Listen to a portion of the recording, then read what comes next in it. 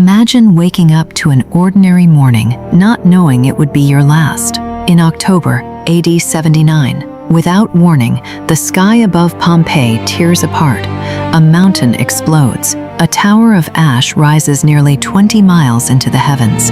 Within hours, an entire world will disappear, not by war, not by plague, but by one of the deadliest volcanic eruptions in human history. This is the last 24 hours of Pompeii and Herculaneum. The morning begins like countless others. The scent of fresh bread and fruits drifts through Pompeii's streets. Merchants prepare their market stalls.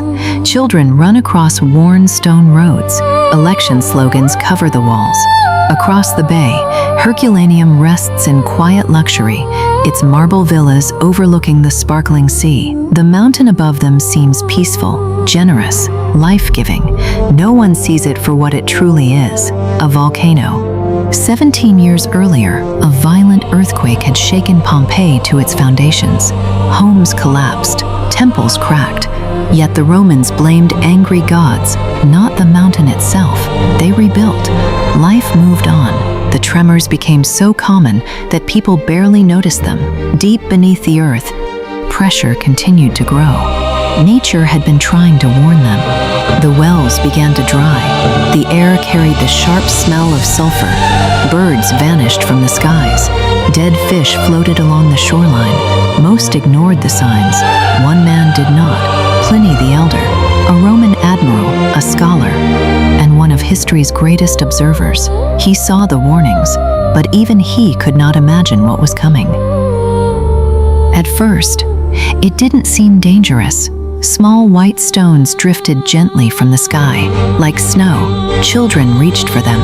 Adults watched with curiosity. Few understood what they really were. The wind carried the deadly cloud directly toward Pompeii, just a few miles away. Herculaneum remained untouched for the moment. By late afternoon, darkness swallowed the city. Ash buried the streets. Roofs groaned beneath impossible weight. Families locked themselves inside, hoping the walls would protect them. Instead, those walls became traps. Across the bay, Pliny the Elder made a choice. He ordered the Roman fleet to sail directly toward the eruption, not to study it, but to save lives. Fortune favors the bold.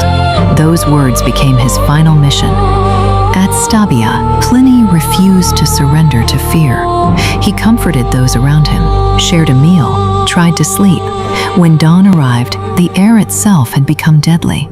He collapsed on the beach, becoming one more victim of the catastrophe he had tried to understand. Before sunrise, the falling stones stopped. Many believed the danger had passed. They were wrong. High above the volcano, the massive ash column collapsed. A superheated avalanche of ash and volcanic gas raced down the mountainside, faster than a person could ever run. When the ash finally settled, two thriving cities vanished beneath the earth. Time buried their memory for more than 17 centuries. Then, in 1748, excavators uncovered Pompeii once again. Today, millions of people still live beneath Mount Vesuvius. The volcano watches silently over the Bay of Naples. It hasn't erupted on the same scale in centuries, but volcanologists know one thing for certain: Vesuvius is not extinct.